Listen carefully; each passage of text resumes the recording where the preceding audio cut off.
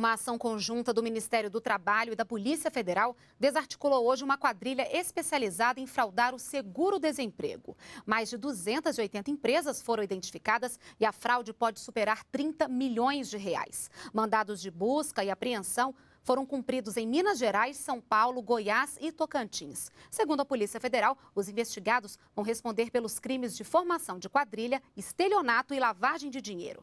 As penas podem variar de 5 a 20 anos de prisão.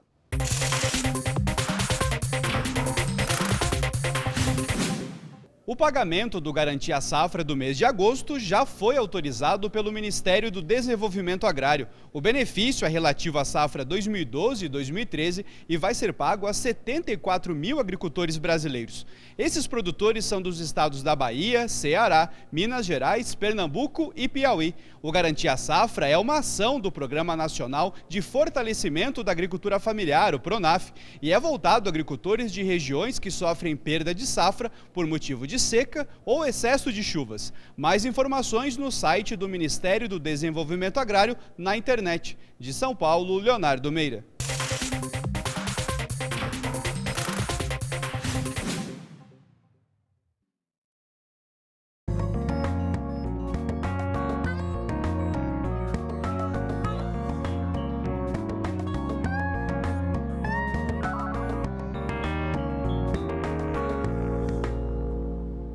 Olá! O Programa de Declaração do Imposto de Renda e a Central 135 da Previdência Social, que permite o agendamento de serviços sem sair de casa, são algumas experiências desenvolvidas pelo governo federal para melhorar a gestão pública e facilitar a vida do cidadão. Sobre o assunto, vamos conversar no NBR Entrevista com Walter Correia, chefe da Assessoria Especial para a Modernização da Gestão do Ministério do Planejamento. Olá, seja bem-vindo ao NBR Entrevista. Eu é que agradeço. Bom, o Brasil de alguns anos é bem diferente da nossa realidade atual, né? O país cresceu, a economia também, as pessoas estão cada vez mais tendo acesso a bens e a serviços, né? Como é que a administração pública está acompanhando toda essa mudança? Bom, na verdade, as mudanças na gestão pública elas já vêm ocorrendo há mais de 12 anos, né? Nós podemos citar vários exemplos do que ocorreram ao longo do governo, dos dois mandatos do governo Lula e nesse primeiro mandato da presidenta Dilma. Você citou alguns exemplos que são bastante emblemáticos, né? Se você pegar, por exemplo, a Previdência, o INSS. Quem que não se lembra, né, Fila demorada, chegar de madrugada, demora no atendimento. Absolutamente aviltante, né? Aquilo era a essência da relação dos governantes para com seus cidadãos, né?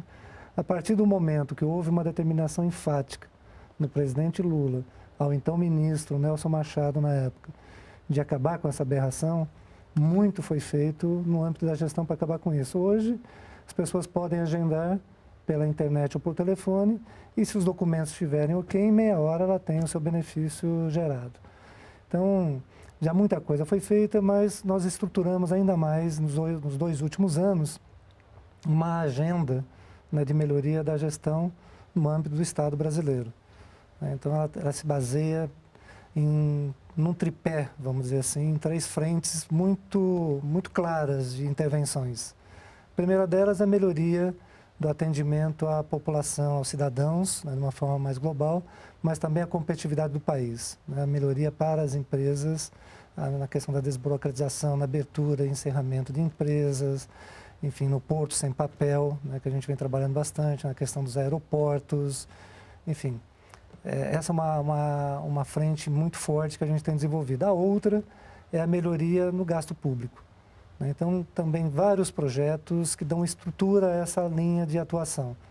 Posso citar como exemplo um trabalho que nós fizemos muito forte na folha de pagamento, né? Tirando duplicidades de pagamento, pagamentos indevidos, pagamento a pessoas que já tinham entrado em óbito há muito tempo.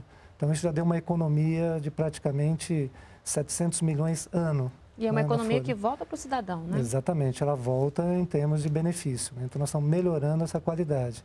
Estamos a ponto de implementar uma central de compras e contratações de serviços que foram incomuns para toda a esplanada. Hoje, cada um compra, né, cada ministério compra, cada órgão compra. Nós vamos montar uma central onde nós vamos ganhar em escala, em padronização, em qualificação dos fornecedores, E, obviamente, nós vamos ter uma economia bastante significativa nisso. Até porque o governo é um mercado, é um bom cliente, né? O governo brasileiro, de uma forma geral, é o maior consumidor, certo? É óbvio que nós vamos ter que tomar todos os cuidados para evitar grandes empresas apenas sobrevivam, que a gente possa manter as pequenas e médias empresas fornecendo para o governo federal, que é quem dá pelo menos 70%, quem gera pelo menos 70% dos empregos na sociedade brasileira. Então, nós temos que tomar todos esses cuidados, mas com esses devidos cuidados, vamos fazer toda a padronização, vamos ganhar em escala, vamos comprar regionalmente, enfim. Isso já está em vias, até o final do ano nós devemos já ter isso implementado. E, por fim, né, o último pilar, que é cuidar essencialmente da governança e propiciar condições para que os ministérios e os órgãos públicos federais possam fazer as suas entregas. O que é isso? Né? Possam implementar bem as suas políticas públicas, que os benefícios possam chegar o mais rápido possível e da melhor forma possível aos cidadãos, aos usuários, às empresas, à competitividade do país. Então, é dar condições, por exemplo, instituição do planejamento estratégico como algo fundamental em todos os órgãos públicos federais. De uma certa forma, isso já existe hoje, né? Mas o que nós estamos fazendo é qualificando esse planejamento estratégico, esse alinhamento entre todos os órgãos, enfim. E um outro ponto que é fundamental, que também está de uma forma generalizada, de forma horizontal, que nós chamamos, que é a melhoria de processos críticos, tanto do ponto de vista para a melhoria da vida dos cidadãos, quanto das empresas, mas também para a implementação das próprias políticas públicas dos ministérios. Então, é vendo os principais processos, principais gargalos, onde tem problema mais crônico e atuando diretamente em cima disso.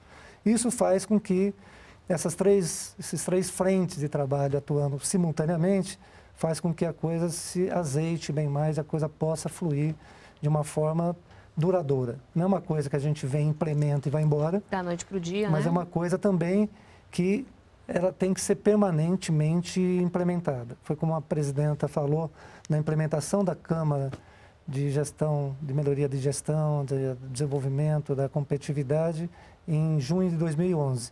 Isso não se faz de uma vez. Isso é uma metodologia, isso é uma cultura, uma mudança de cultura, e isso não tem fim. Ele tem começo, mas não tem fim.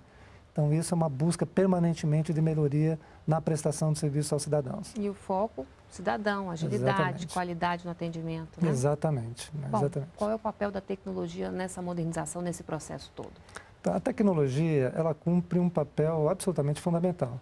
Eu te dei um exemplo do INSS, que você pode, pela internet, você fazer o teu agendamento, ou por telefone, a mesma coisa para você obter um passaporte. Você faz o teu agendamento pela internet, vai lá e tira o seu passaporte. Mas nós estamos também, nesse ano, alguns meses atrás, implementando o que nós chamamos de governo aberto, né? Então, nós estamos unificando todas as tecnologias em benefício aos cidadãos. E juntando, nós vamos ter um portal único, está sendo feito, inclusive, o lançamento disso, de uma forma, obviamente, não é um lançamento, mas nós estamos implementando esse projeto, que vai ter, já tem, né, melhoria na prestação de serviço direto. Então, nós já estamos juntando todos os serviços que são prestados por todos os órgãos do governo federal num único portal. Então, vai ter uma facilidade de encontrar os serviços, de encontrar as informações que precisa. E estamos trabalhando com todos os outros ministérios para aumentar o nível de serviços dentro do sistema tecnológico, ou seja, via internet, via web, para poder chegar ao serviço lá na casa do cidadão, onde ele realmente precisa de serviço, sem precisar se deslocar, né, da sua residência para os órgãos públicos, enfim. Então, a tecnologia, ela exerce um papel, primeiro, de melhorar a qualidade da prestação de serviço, mas melhorar também o nível das informações que a população precisa, melhorar a qualidade da prestação de contas, né, daquilo que é produzido ou não, né, pelos órgãos públicos, melhorar a transparência, né, dos atos do governo não só federal, mas do Estado brasileiro. Então, enfim, a tecnologia, ela é algo absolutamente indispensável hoje na vida das pessoas e de todo mundo. Bom, a meta do Ministério do Planejamento é, além de estimular, né, essas boas práticas, é também divulgá-las, não é isso? Por isso vocês estão promovendo aí um ciclo de eventos chamado Gestão em Destaque, não é isso? Dentre uma das ações que nós temos nessa agenda, né, que a qual eu mencionei, por exemplo, da questão da governança, né, de melhoria das condições dos ministérios poderem atuar para poder fazer as suas várias entregas, né, para a sociedade, nós temos uma ação que é identificar em cada local da esplanada ou eventualmente de outros governos ou de outros locais, boas práticas na área da gestão que possam ser disseminadas. Então, eu vou te dar alguns exemplos. Nós temos nessa área de monitoramento de planos estratégicos, por exemplo, né? Temos ministérios que têm desenvolvido essa ferramenta já há algum tempo. E nós estamos vendo, nesse trabalho que nós estamos desenvolvendo, vendo que tem outros ministérios tentando desenvolver ou adquirir no mercado uma ferramenta que não necessariamente vai ser tão boa quanto que já existe. Só que falta o quê? Falta o conhecimento, falta a disseminação desses projetos para que todo mundo possa conhecer e saber que eles existem. Nós já temos uma gama hoje de softwares, né, vamos dizer assim, softwares públicos que estão disponíveis para os governos estaduais e municípios, né, disponibilizados pelo governo federal, mas que internamente também, dentro nossos respectivos órgãos, a unidade de trabalho, nós temos coisas acontecendo todos os dias. Então, nós queremos fazer o que com isso? Pelo menos, mensalmente, nós trazemos uma boa prática, né, na área de gestão, para que possa ser conhecido, não só, né, pelos funcionários ou pelos gestores do governo federal, mas também pela própria população, ou pelos governos de estados, ou os outros entes federais, até os outros poderes também, puderem utilizar. Além da esplanada, né? Exatamente. Recentemente, através de um benchmark que nós temos feito para buscar um bom sistema para controle de processos, nós fomos descobrir lá no TRF4, né, que está nos disponibilizando isso. Nós já estamos fazendo um piloto com o GDF, né, e com outras instituições, para que todo mundo esteja dentro de um sistema único no país, que a gente possa controlar os processos administrativos. Que a gente possa ganhar tempo, mas também disponibilizar informações que as pessoas possam acompanhar e ter as informações adequadas também sobre os seus processos administrativos. Então, através dessa atividade, vamos dizer assim, que nós vamos começar a desenvolver, a ideia é que a gente possa ter maior debate, maior transparência também, que as pessoas possam conhecer e disseminar, implementar nos seus respectivos órgãos de interesse. Bom, a gente falou um pouquinho, né, porque aqui em Brasília tudo é perto, né, quando a gente fala dos poderes, né? Mas e como é que fica com estados e municípios, né? Como é que é essa relação, esse diálogo, né? Esse levar esse conhecimento aí a mais para estados e municípios? Como é que é isso hoje? Nós assinamos, na última jornada de gestão, a ministra Miriam assinou com o presidente do CONSAD, que é o Conselho de Secretarias de Gestão de todos os estados, um protocolo de trabalho de melhoria da gestão. Então, ali tem uma série de frentes onde nós estamos trabalhando conjuntamente. Então, tem coisas que nós estamos desenvolvendo, como eu disse, né, de novos sistemas, ou novas práticas, ou novas fórmulas de se fazer a gestão. Nós estamos fazendo isso também em conjunto com os estados. Com os municípios, lá na ponta, nós temos uma outra gama de trabalho também via estados, né, onde a gente possa estar aportando determinadas tecnologias. Eu falei dos softwares públicos, mas não só. Nós temos financiamentos específicos para a melhoria da gestão nos municípios, que é feito através do BNDES e através do Ministério da Fazenda, né, que são programas específicos para a melhoria da gestão das administrações municipais. E, obviamente, que a gente tem protocolos de interesse que temos trabalhado frequentemente. Pra você ter uma ideia, nesse protocolo que foi assinado pela ministra Miriam, junto com o presidente do CONSAD, estavam os 27 estados, né, presentes, e todos eles assinaram esse protocolo e a gente já vem trabalhando isso já há algum tempo. O Brasil também troca experiência com outros países? Trocamos sim. O Brasil hoje ele é presidente do Congresso Latino-Americano de Desenvolvimento, o CLAD, né? E ali nós temos representado todos os países da América Latina, da América Central, alguns, e mais Espanha e Portugal. E ali nós nos reunimos anualmente, né, para trocar todas as experiências. Ficamos reunidos, levamos as principais práticas de gestão nesse fórum, onde nós apresentamos, debatemos, discutimos e tentamos implementar nos respectivos países aquilo que tem de melhor. Temos também um bom nível de relacionamento com a OCDE, que é já da Europa, com os países europeus, onde a gente também tem uma troca de experiências constantemente. Então a gente está atento, né? Nós estamos atentos ao que está acontecendo no Brasil e no mundo, né? Na América do Sul, mas não só, né? Nos países também europeus, estamos aprendendo também com os problemas que estão tendo lá recentemente no âmbito da gestão, tá certo? Então nós também usamos isso como um aprendizado para que a gente não cometa erros, né? Que eventualmente possamos evitar na área da gestão. Vamos cometer erros novos, né? Mas os erros já conhecidos, né? E velhos a gente vai tentar evitar. Tá certo, então. Muito obrigada pela sua participação aqui no NBR Entrevista. Eu que agradeço, estou sempre à disposição. Até uma próxima oportunidade. Muito obrigado. Outras informações na página do Ministério do Planejamento. E para rever essa entrevista, é só acessar o endereço que aparece agora aí na sua tela. Muito obrigada pela companhia e a gente se vê no próximo programa. Continue aqui na NBR, a TV do Governo Federal.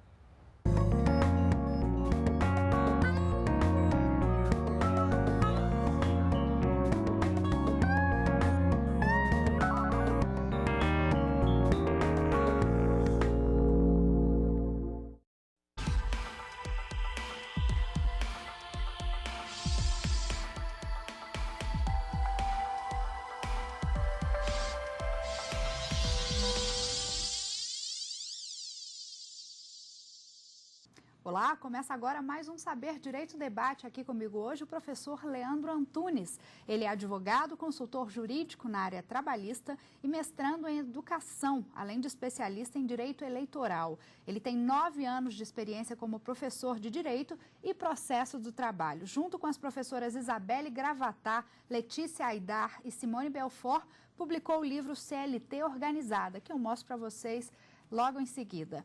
Uma das obras que oferece ao operador de direito e ao estudante de direito também a segurança necessária para consultar uma legislação atualizada e completa. Durante a semana, ele deu curso aqui sobre remuneração e salário. Na aula 1, falou sobre conceito e parcelas integrantes. Na aula 2, sobre outras parcelas. Aula 3, salário in natura. Na aula 4, sobre os adicionais. E na aula 5, sobre proteção e igualdade. Seja bem-vindo ao Saber Direito Debate, professor. Obrigada pela sua presença aqui. Eu que agradeço o convite. Já foi dito durante as aulas aí, mas eu gostaria que o senhor nos explicasse de forma resumida e nos esclarecesse uma dúvida que eu tenho certeza que é muito comum, a diferença entre salário e remuneração. E me parece também que existe uma diferença dentro do próprio direito, da concepção do próprio direito, não é isso? Isso. No final das contas, quando a gente inicia o tema, a gente chega à conclusão que salário, a importância paga pelo empregador, constante de parcelas fixas, parcelas variáveis e tudo mais. E a remuneração, no final das contas, é a soma desse salário, que é pago pelo empregador, mais a soma do que é pago por terceiros. O que seria isso? O que seria pago por terceiros? As gorjetas, né? O salário, no final das contas, seria uma espécie e a remuneração seria o gênero. Quando você pensa em remuneração, você pensa na soma do salário mais gorjetas. E o salário, no final das contas, é só aquela espécie que está dentro da remuneração. E sobre essa questão que você levantou, entre ramos de direito e tudo mais, geralmente eu sempre falo nas aulas que o pessoal está acostumado a estudar lá no direito administrativo aquela diferença de vencimento e remuneração e tudo mais. Então, geralmente estão muito acostumados a entenderem a questão do vencimento como sendo uma parcela fixa e da remuneração como sendo uma parcela, a soma da parcela fixa mais as vantagens. Diferente da gente, né? O que vem variável, né? Exatamente. Porque... E não é assim? Não. Pra gente é diferente porque pra gente o salário é o que é pago pelo empregador, independente se é fixo, se é variável, né? Saiu do bolso do empregador, quase tudo em regra, é salário. E a remuneração é só a soma do salário mais as gorjetas. A diferença é só essa. Então quer dizer que se a gente fala em remuneração, necessariamente falamos em gorjetas. Gorjetas mais soma do salário, exatamente. E se não houver gorjetas, no caso de quem não ganha gorjetas, por exemplo, salário e remuneração se tornam a mesma coisa? Excelente essa sua colocação. Se eu trabalho em uma empresa e nessa empresa eu não tenho recebimento de gorjetas, né? E a remuneração é a soma do salário mais as gorjetas, eu vou ter salário mais zero, né? Porque eu não vou ter valor de gorjetas.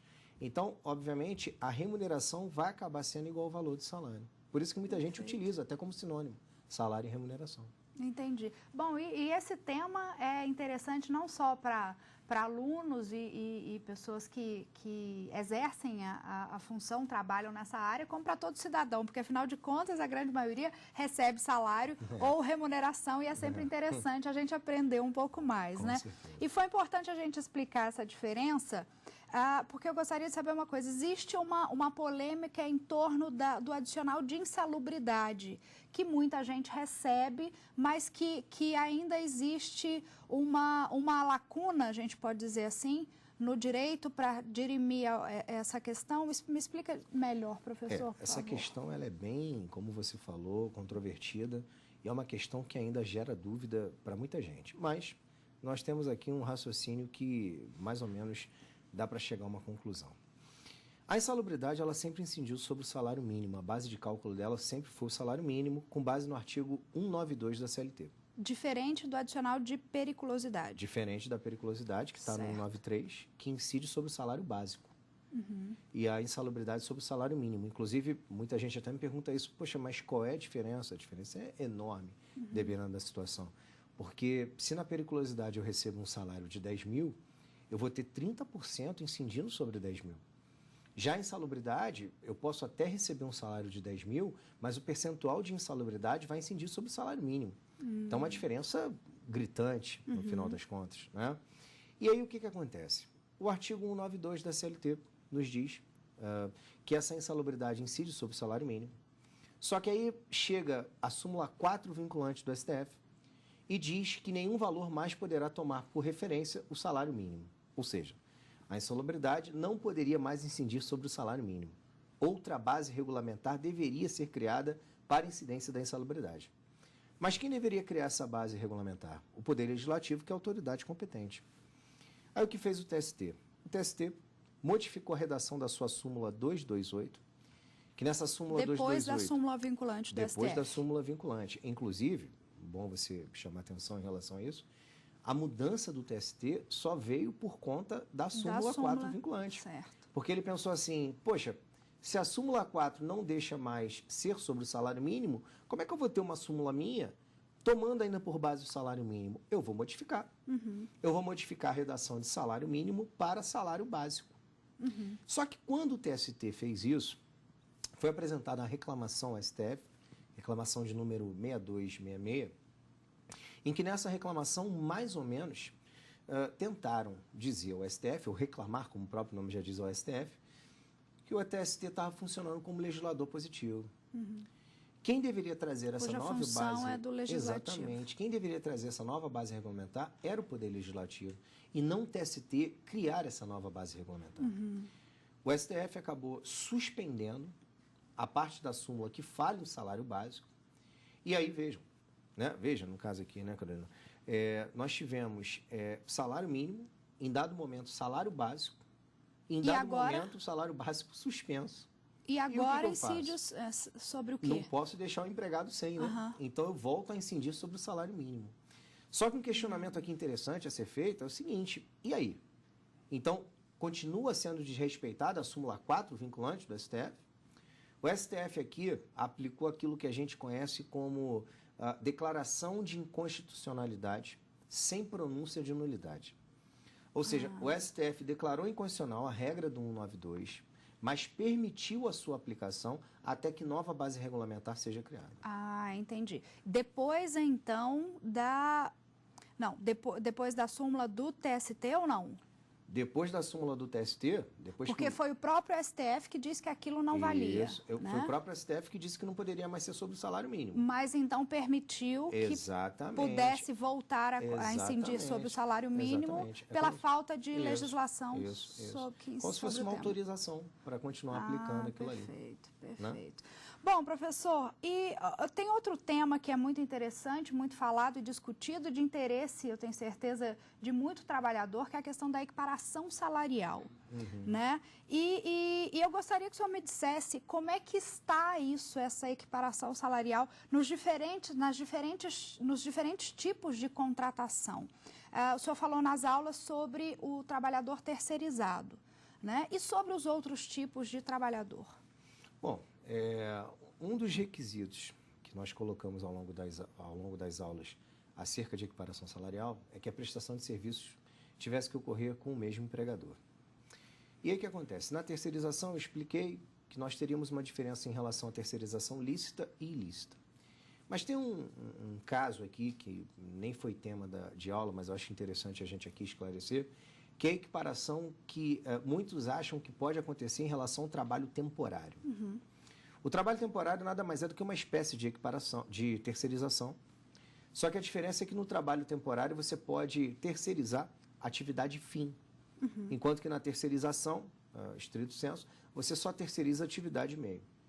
Só que a lei que trata de trabalho temporário, a Lei 6.019 de 74, ela nos diz que o trabalhador temporário deve ter a mesma remuneração do trabalhador do tomador de serviços.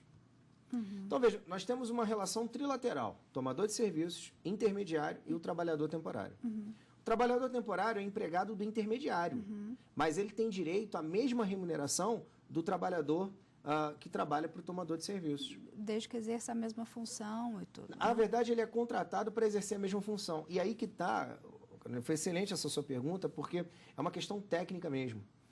Na verdade, ele vai ter direito à mesma remuneração, mas isso não é equiparação salarial. Porque para ser equiparação salarial, os empregadores deveriam ser os mesmos.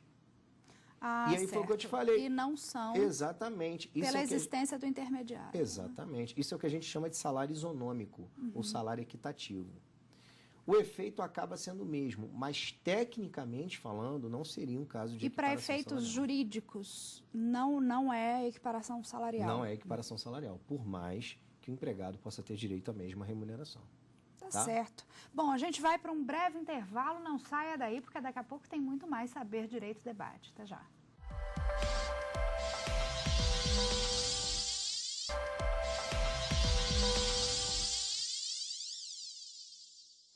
Estamos de volta com o segundo bloco do Saber Direito Debate. Aqui comigo o professor Leandro Antunes. Professor, nós temos aqui um jurista, mas quase tivemos um biólogo, é isso mesmo? É. Me conta essa história. É verdade.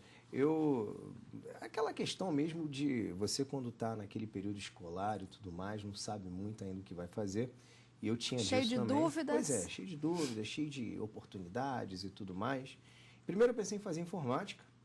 E depois eu fiz vestibular para biologia. Veja como eu tinha uma definição na minha vida, né? Você foi de exatas a humanas, é impressionante, mas né? Rodou o tudo mais ali. interessante é que quando eu pensei em fazer biologia, meu sonho era ser professor mesmo. Professor de biologia e tudo mais. Só que eu fiz biologia e aquela história toda, cheguei a ser aprovado no vestibular e tudo. Aí, momentos antes de pensar realmente em fazer matrícula, eu abri um jornal e vi quantidade de concursos e tudo mais, e eu pensei, poxa, caramba, será que na biologia, como biólogo, eu vou ter essa oportunidade toda de realizar esses concursos? Acho que não. Vou fazer direito. E aí fui fazer direito. E o que mais interessante, que o que me motivou a fazer direito foi a oportunidade de dos fazer concursos. concurso. Só que no final das contas, na faculdade... Você não fez concurso? Não fiz concurso. Eu me apaixonei pela advocacia. Achei muito interessante, gosto muito ainda, hoje em dia, e acabei não indo de encontro aí com o concurso público. E a paixão pelo magistério veio depois de formado? Como é que foi? Na verdade, a paixão pelo magistério, ela surgiu eu já tinha essa ideia. É engraçado que foram Desde etapas. quando queria biologia, né? Foi no pré-vestibular. No pré-vestibular eu vi aquela coisa toda, o professor falava, poxa, acho que eu quero ser professor. Aí daqui a pouco, na faculdade, na graduação, por conta até de um professor que eu tive e tudo mais, eu gostei bastante e tal, e resolvi também, falei, acho que eu quero ser professor. Aí dali eu comecei a fomentar realmente a ideia. Fiz concurso para monitoria e tudo mais, e depois comecei a lecionar realmente. E desde que se formou, já começou a dar aulas ou veio um pouco depois? Um pouco depois, eu digo que, acho que nem um ano depois, mas bem depois, assim. Foi bem depois. E hoje você é mestrando, não é isso? Sou mestrando em educação, Aqui no Brasil e Espanha? Isso. Aqui no Brasil e Espanha, exatamente. E a escolha pelo direito veio por alguma influência familiar ou realmente foi aquele lance do concurso? Não teve nada além disso? Não teve. Eu não tenho ninguém na área de direito da minha família. Ninguém. Só você? Só eu. Foi mesmo aquela questão de... concurso, de olhar o jornal, de querer pensar em oportunidades e tudo mais. Foi só isso. Professor, como é que está hoje a área trabalhista no Brasil? Porque nós sabemos que é um dos ramos do direito que realmente existem vários profissionais. Né? O que você diria para as pessoas, para os estudantes e para as pessoas que querem se especializar na área também? Existe alguma ramificação dentro do direito do trabalho que hoje esteja em ascensão, que seja interessante a pessoa se dedicar? Olha, cresceu muito, né? A área trabalhista ela cresceu muito e o principal, nós tivemos aprimoramento dos profissionais. Hoje nós temos uma diferença bem grande de tempos passados e atuais. Até porque, atualmente, o advogado trabalhista ele vem se dedicando à advocacia trabalhista. Pode parecer redundância, mas é porque, às vezes, o advogado trabalhista ele fazia a advocacia trabalhista por segunda opção. Porque ele era advogado civil, criminal, não sei, e aparecia uma coisa trabalhista, ele fazia. Hoje, não. Hoje, geralmente, o advogado vem se dedicando. E uma coisa interessante que você colocou, e aí um chamarisco a todos aqueles que querem realmente ingressar na área trabalhista, é que já está sendo votado, né? A criação, aí já foi aprovado na Câmara, aguarda aprovação no Senado, a aprovação dos honorários sucumbenciais na Justiça do Trabalho. Né? Vamos passar a ter honorários sucumbenciais na Justiça do Trabalho. É mais um motivo para você aí ter interesse em advogar. Mais um atrativo, mais né? um atrativo. Pois é, e dentro da área, especialmente, você enxerga alguma sub-área interessante em ascensão? Olha, a área trabalhista ela é bem abrangente. É difícil você, na maioria das vezes, separar. Mas a advocacia empresarial trabalhista é uma área que vem crescendo bastante, né? Você hoje ter aquela possibilidade de informar o empregador de que forma ele deve agir ou de que forma ele não deve agir, isso também é muito importante, eu acho que é um tema, e acho que é um ponto que está crescendo bastante, é interessante para os candidatos aí à advocacia trabalhista. Porque a gente vive num mundo cada vez mais especializado, né? Mais focado numa determinada área, cada vez mais, né? Mais afunilado. E a gente vê isso, por exemplo, em temas que nós já conversamos aqui sobre direito minerário, direito tributário internacional e assim por diante, que não existe muito profissional dedicado, né? Aquele tema específico, mas que nós sabemos que são áreas em ascensão e que daqui a um tempo seriam realmente áreas bem pródigas, áreas, na verdade, que poderiam render bastante para o profissional, né? Com certeza. E o direito do trabalho, como já existem vários profissionais, muita gente acha que é só aquilo sendo que existem áreas bem interessantes para a gente... Eu posso até citar também a própria parte do direito sindical, né, que é uma parte também que cresce muito, é uma parte que demanda muita oportunidade, bem específica também. Bom, e nós temos aqui a CLT organizada, da qual ele fez parte, fez junto com outras três autoras, não é isso? Eu queria que você comentasse um pouquinho sobre ela. É uma CLT toda comentada? Organizada. E comentada ou não? Não, só organizada. Só organizada. O seguinte, qual o diferencial dela, professor? Nós vimos no mercado que, às vezes, os alunos eles pegavam a CLT e, dentro de determinado artigo, ele encontrava uma remissão, uma súmula, a uma OJ e tudo mais. E nós começamos a enxergar que, dificilmente, o candidato ia lá no final da CLT, onde ficam localizadas as súmulas e OJs, e voltava no artigo. Por exemplo, ele vai falar do artigo 458 da CLT. Aí faz referência à súmula 367. Ele não ia lá atrás e voltava, porque ele ficava com preguiça na maioria das vezes. Ele só lia o artigo e dizia assim, depois eu leio a súmula. E acabava que no final das contas não lia. Então o que nós fizemos? Além de indicar a referência, nós transcrevemos também a súmula, OJ, a legislação complementar. Então acaba sendo um facilitador no momento do estudo. E essa, na verdade, é a grande diferença da CLT organizada ou não? Isso foi um adendo que vocês colocaram aqui? É o grande diferencial. É o grande diferencial. É o grande diferencial. É um material que hoje, por exemplo, pode ser utilizado, inclusive, em concursos, por força justamente de não ser comentada ou anotada, por força de só ser organizada.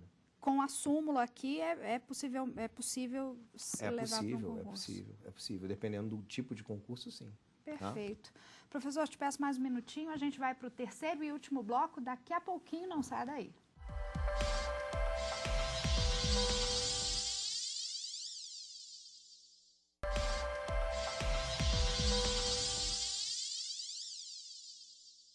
Estamos de volta com o professor Leandro Antunes aqui no estúdio, que foi quase um biólogo e hoje é um jurista, graças a Deus, contribuindo aí conosco e com você aí de casa. Bom, nós temos mais 2 livros aqui que o senhor trouxe para indicar e eu gostaria que você comentasse um pouquinho sobre eles.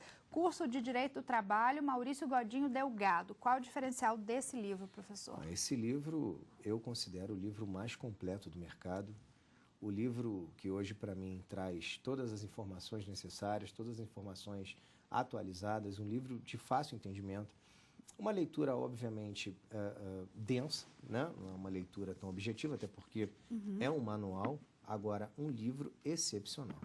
Eu considero hoje o professor Maurício Godinho Delgado um dos pilares aí, em nível de autores no direito do trabalho. Então, quer dizer que tudo sobre a matéria de direito do trabalho tem aqui, a gente encontra aqui. Encontra. Isso serve tanto para quem quer estudar para concurso, como para quem utiliza na vida acadêmica, para quem quer ter conhecimento acerca de determinado assunto. O livro dele é completo. Perfeito. E temos esse aqui também, outro curso de Direito do Trabalho, de Gustavo Felipe Barbosa Garcia. Isso. E esse aqui, professor? Esse livro também é excelente, é um livro muito bom, um livro com uma linguagem bem objetiva também, bem direcionada, um livro que vem sendo utilizado muito aí por algumas até bancas e tudo mais, por alguns colegas também que vêm utilizando bastante o livro como referência. E eu acho que um dos grandes diferenciais desse livro é a linguagem bem objetiva e didática. Ela é construída de uma forma bem organizada. Isso faz com que o candidato, o leitor, possa entender ponto a ponto. Tem alguma outra obra que o senhor gostaria de falar? Sim, eu particularmente gosto muito do livro da professora Alice Monteiro de Barros, né, que é um livro excelente. Infelizmente eu não consegui trazer, mas é um livro excepcional, né? Além do livro da professora Alice Monteiro de Barros, nós temos alguns livros tradicionais, né? Algumas doutrinas aí tradicionais no direito do trabalho, que é o caso do professor Délio Maranhão, que é o caso da CLT comentada do professor Valentim Carrion, que também é uma CLT excepcional, e, obviamente, alguns livros até de resumos, objetivos, que vai depender muito do objetivo também do candidato, né? Do leitor, né? O que o leitor, mais ou menos, hoje procurar, ele encontra. Tem até livro de questões hoje. Até livro de questões hoje vem ajudando no entendimento e na própria concepção do direito do trabalho. Tá certo. Bom, para a gente encerrar, professor, eu gostaria de saber a sua opinião, mudando um pouco o assunto dos livros aqui, sobre a PEC das domésticas. Qual é a sua opinião pessoal sobre a PEC das domésticas? A verdade já é emenda constitucional, né? Emenda constitucional 72 de 2013 das domésticas, né? É porque ela ficou conhecida mesmo como a PEC das domésticas. Eu mesmo falo PEC das domésticas o tempo todo. Qual é a minha opinião sobre a emenda? Exatamente. Bom, pessoal, fuja dela. Não vou fugir. Bom, eu acho que ela era necessária. Eu acho que alguns direitos, eles deveriam realmente chegar aí para a empregada doméstica, para o empregado doméstico como um todo. Mas eu acho que a boa regulamentação ainda acerca de umas regras deve acontecer, ela já vem acontecendo, né? A gente vem aguardando aí a aprovação e tudo mais, para que, obviamente, não surta muitos efeitos, muitos ônus no próprio empregador. Porque uma coisa que a gente tem que lembrar é que o empregador doméstico, no final das contas, ele é um empregado, na maioria das vezes. E eu, empregador doméstico, eu não tenho o mesmo poderio econômico de uma empresa. Então é difícil, às vezes, eu conseguir manter todos os direitos, todas as obrigações que mantém uma empresa. Então, eu acho que é mais ou menos aí que deve se pesar, Vou considerar como opinião dada, viu, professor? Tá, ok. Muitíssimo obrigada pela sua presença aqui. Volte sempre, a casa está sempre aberta. Obrigada a você de casa pela companhia. E não se esqueça, se tiver qualquer dúvida, mande um e-mail para nós, saberdireito@stf.jus.br. Você também pode estudar pela internet acessando o nosso site www.tvjustiça.jus.br. Eu te espero aqui na próxima semana. Até lá, tchau.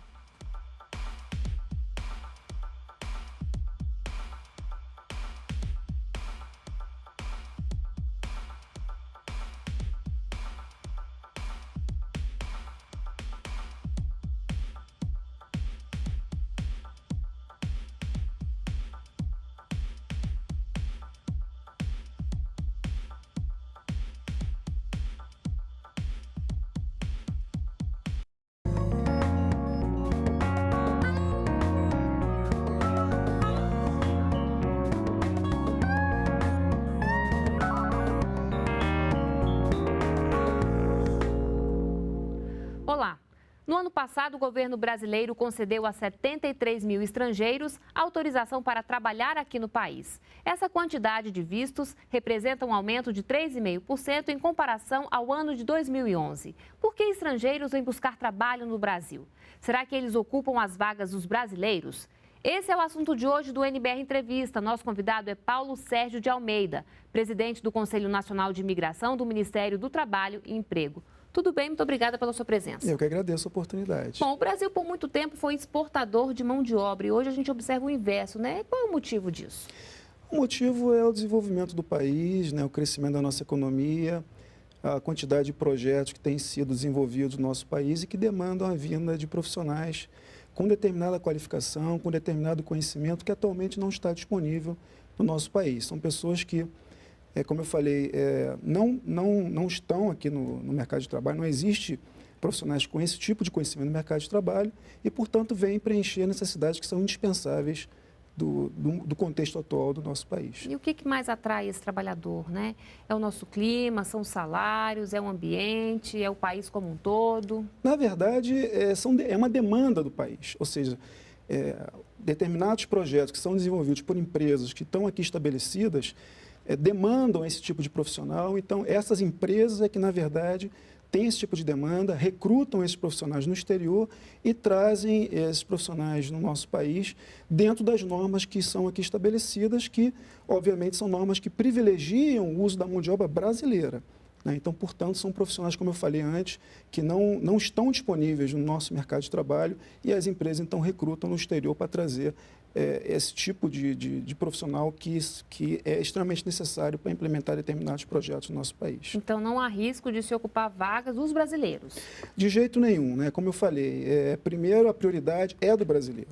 Né? Se não há o brasileiro, é que a empresa vai contratar o profissional, que poderá contratar o profissional estrangeiro. Além disso, esse profissional, um dos requisitos da nossa legislação é que ele possa transmitir os conhecimentos que muitas vezes ele dispõe para os brasileiros, para que os brasileiros também se beneficiem dos conhecimentos que esse profissional traz para o nosso país. Essa troca de experiência é um pré-requisito? Isso conta também na hora da concessão do visto de trabalho? Certamente, né? Quem estabelece esse regulamento é o Conselho Nacional de Imigração, que é um conselho formado por governo, centrais sindicais, representantes de trabalhadores, representantes dos empregadores, que estabelece os requisitos para a vinda desses profissionais qualificados, geralmente são profissionais com bastante qualificação, estrangeiros que vêm para o Brasil. Então, o primeiro requisito e fundamental é que não ocupem vagas que possam ser ocupadas por brasileiros e que também, ao trazer esses conhecimentos, essa experiência, que são necessários para o nosso país, que possam transferir esse conhecimento, essa experiência para os nossos profissionais brasileiros. Bom, ao longo dos anos, se a gente observar os números, né, essa concessão de visto de trabalho, ela vem aumentando. Isso é uma tendência? Isso vai continuar? Eu diria que sim, né? Eu diria que é uma tendência, se a gente for pegar 2005 a 2011, em 2005 foram 25 mil autorizações de trabalho a profissionais estrangeiros. Em 2012, 73 mil. Então, o aumento é bastante forte. A curva é uma curva que teve uma ascensão muito forte nos últimos anos. De 2011 para 2012, esse crescimento ele diminui um pouco, ele fica na casa dos 3,5%, mas algumas categorias de visto, né, que, por exemplo, o estrangeiro que vem com contrato de trabalho no Brasil, ou seja, para compor o quadro de uma empresa, esse tipo de imigração para o Brasil, ele aumentou consideravelmente nos últimos anos. Então, se no total nós tivemos 3,5% de aumento, nessa categoria específica, o aumento de 2012 comparado com 2011 foi 26,5%. Então, isso mostra o quê? Mostra que o país ele está crescendo, existem várias áreas em que a vinda desses profissionais é bastante importante, como, por exemplo, a área da produção e exploração do petróleo e gás, que é uma área muito demandante de mão de obra de profissionais de outros países. Até porque essa é uma realidade nova aqui para a gente, Até porque é uma realidade nova, até porque é uma área que tem investido pesado nos últimos anos, é uma área altamente tecnológica, que depende muito de pessoas com conhecimentos avançados em determinadas áreas de conhecimento e que, ao longo dos últimos anos, teve assim, um investimento maciço, né? A questão também da área da energia, né, com a implementação, por exemplo, de parques eólicos no país. Inclusive na questão do petróleo, né, agora que a gente está tendo curso superior, especialização nesse sentido, né? Então Exato, é muito novo, né? Exatamente, né? Mais recentemente aqui, os cursos tecnológicos na área do petróleo e gás, os cursos de nível superior nessa área foram implementados há muito pouco tempo. Então, é uma área em que ainda é muito necessário investir na qualificação da nossa mão de obra, né? E no mundo inteiro há uma disputa por esses profissionais. Não é só o Brasil que demanda esses profissionais. Vários países do mundo produtores de petróleo demandam profissionais com alta qualificação para essa área. Portanto, essa é uma área em que a gente verifica, nesses números que foram apresentados, um aumento bastante significativo. E a gente tem também a Copa das Confederações, a Copa do Mundo, as Olimpíadas em 2016, né? Tudo isso também deve demandar mão de obra especializada, né? Exatamente. Isso tudo demanda mão de obra especializada, né? São projetos de infraestrutura, são projetos que demandam determinados padrões de profissionais que muitas vezes não estão disponíveis no nosso mercado, mas também eu acho que é um momento em que a visão do Brasil para o mundo mudou muito. Ou seja, o Brasil passou a ser um país visto como um país de crescimento, de desenvolvimento, um país que oferece oportunidades. Isso também gera que muitos profissionais que antes não cogitavam vir morar no Brasil, vir trabalhar no Brasil, hoje olham para o país e muitas vezes desejam, né, ter uma experiência de trabalho aqui. Então, isso também conta na medida em que há uma maior demanda pela vinda de pessoas para trabalhar aqui no Brasil. Bom, nós temos vistos temporários, né, e vistos permanentes. Os temporários é que tem crescido mais, não é isso? Exato. Na verdade, o sistema migratório brasileiro tem basicamente dois tipos de visto de trabalho. O visto temporário para trabalho, que é limitado a 2 anos. Né? Pode ser renovado? Pode ser renovado, né? E também pode depois ser transformado numa residência permanente. Né? E você tem também os vistos permanentes, né, que são concedidos de imediato. Então, hoje, pela regra atual do Conselho Nacional de Imigração, o visto permanente a gente concede geralmente para cientistas, pesquisadores, ou seja, profissionais realmente de um nível de qualificação bastante elevado, que vem muitas vezes trabalhar em centros de pesquisas, em universidades, né? E, enfim, então, além disso, esse visto permanente a gente também concede para o que a gente chama de investidor pessoa física. O que é um investidor pessoa física? É o estrangeiro que tem uma poupança, né, guardada e quer trazer essa poupança para o Brasil para abrir uma empresa no Brasil, para aportar no capital social de uma empresa no Brasil, com isso trazendo recursos, investindo aqui, gerando emprego, gerando desenvolvimento também para o nosso país. Se a pessoa se casa aqui com um brasileiro, fica mais fácil conseguir esse visto de trabalho? Na verdade, são várias categorias migratórias, né? O casamento de um estrangeiro ou estrangeira com um brasileiro ou brasileira dá a ele, né, a possibilidade de ter uma residência definitiva no Brasil e, com isso, poder trabalhar também. Né? Mas existem várias categorias, como eu falei, o visto temporário, os vistos permanentes e situações que têm a ver com a vida em sociedade que também fazem com que o estrangeiro obtenha uma residência definitiva no nosso país e, com isso, possa aqui trabalhar, enfim, com os mesmos direitos de um brasileiro. E quais são os critérios, né, para conceder esse visto? Né? Como eu falei, o visto, ele em geral está vinculado a profissionais com uma qualificação mais elevada, não é? Em geral, se exige uma comprovação de qualificação, que que geralmente está vinculada a um título, um diploma universitário e uma experiência profissional conjugada, né? Como eu falei também, são profissionais que, primeiro, a empresa tem que buscar no Brasil, então a prioridade é dos brasileiros, eles têm que demonstrar um determinado nível de qualificação e, em geral, também há a necessidade de que, pelo menos em um determinado momento, esse profissional ele possa transmitir esse conhecimento para os trabalhadores brasileiros. Quais são os países que mais enviam trabalhadores para cá? Olha, se a gente pegar no geral, né, como a gente tem uma questão muito ligada ao setor do petróleo e muitas vezes são profissionais que vêm trabalhar a bordo de plataformas e de navios que ficam de bandeira estrangeira, que ficam por longo tempo no Brasil, nós temos muito nacionais de países com tradição na área do petróleo, como norte-americanos, como o pessoal do Reino Unido, dos países do norte da Europa, filipinos, né, que são hoje os profissionais que mais atuam na navegação internacional e tal. Mas se nós formos pegar essa categoria específica que eu mencionei, que é aquele que vem para trabalhar numa empresa no Brasil, no ano passado, a nacionalidade que nós mais concedemos visto foram portugueses, né? Que aí, por conta, obviamente, da crise na Europa, né? Há uma oferta maior de profissionais de alta qualificação na Europa, e os portugueses, pela familiaridade do idioma, têm sido os profissionais mais demandados no contexto atual. No caso dos outros, né, que não dominam o português, o Ministério oferece algum tipo de ajuda, de apoio nesse sentido, ou fica por conta da empresa? Na verdade, isso é por conta da empresa, né? A empresa que, geralmente, quando traz o profissional, ela tem, geralmente, um programa, né, de alocação desse profissional aqui no Brasil, em que, no início, ele vai ter aí algum tipo de apoio, algum tipo de suporte para ter essa integração aqui no nosso país. Bom, vocês também concedem visto de caráter humanitário, né? Por exemplo, o que acontece com os haitianos, né? Exato. Aí é uma outra política, né? Uma política estabelecida também pelo Conselho Nacional de Imigração. É uma política que está relacionada ao apoio humanitário, né, a determinados países. No caso do Haiti, nós tivemos uma questão que foi o terremoto em 2010, que assolou, vamos dizer assim, teve um efeito devastador sobre o Haiti, que já era o país mais pobre das Américas.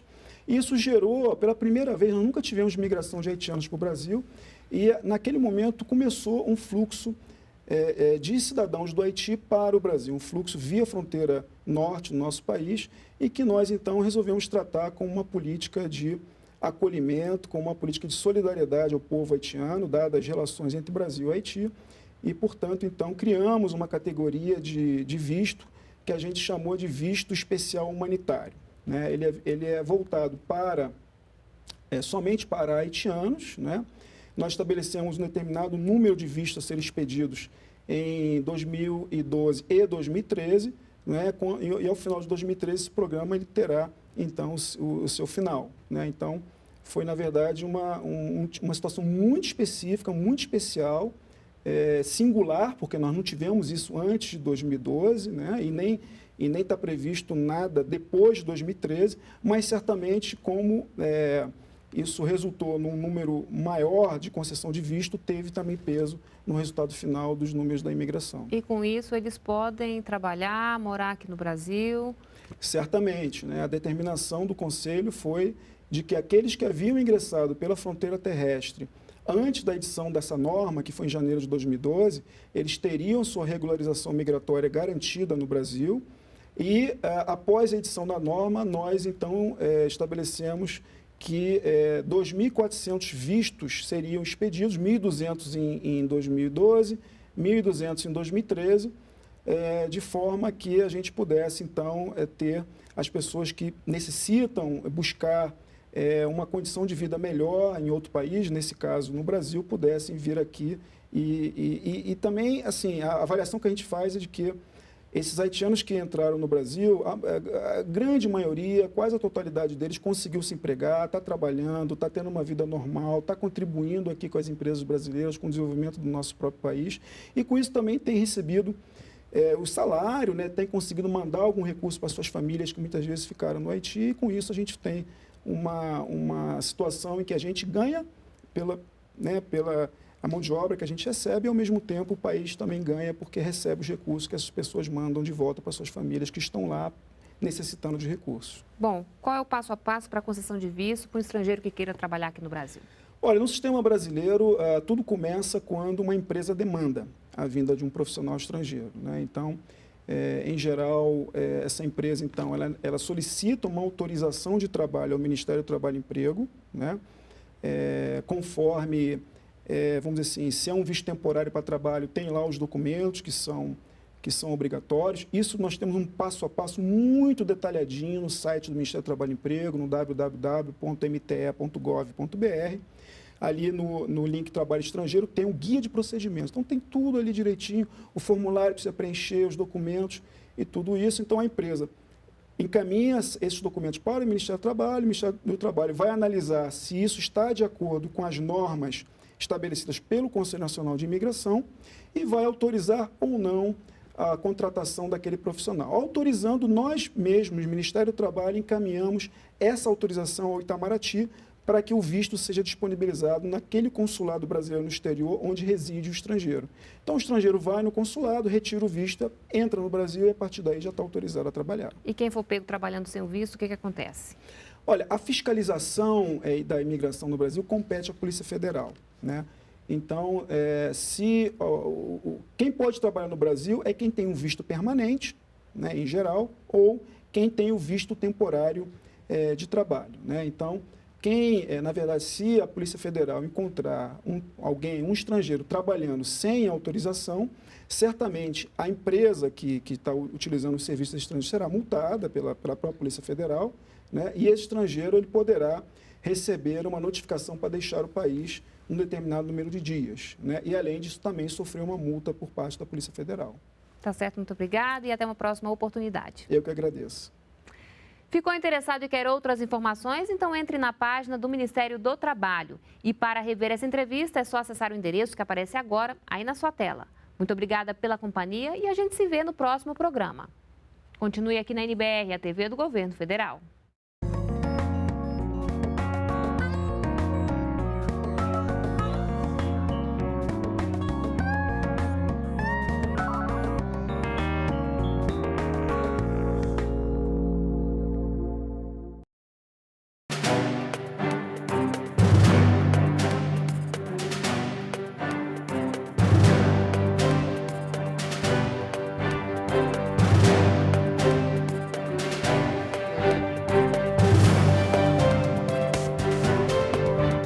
Olá!